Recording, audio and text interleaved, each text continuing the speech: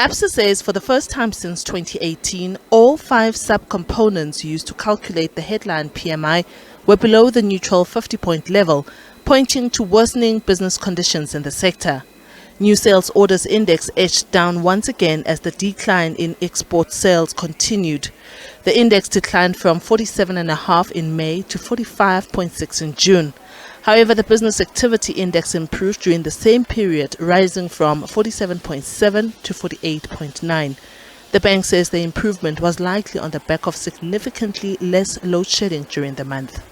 The story of the PMI this time around actually comes out a little bit more clearly in the underlying details, and what we actually see is that you can see the benefit of improved electricity supply, particularly in the business conditions sub-index, which was actually at its best level in about 5 months.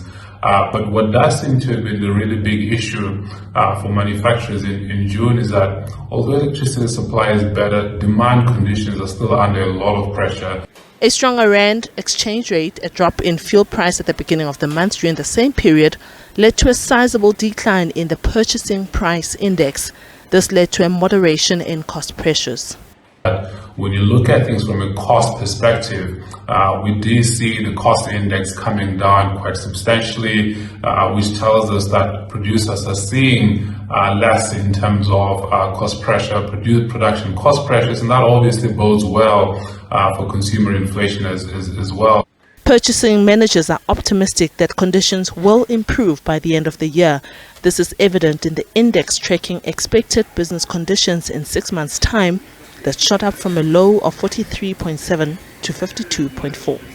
ABSA, SABC News, Johannesburg.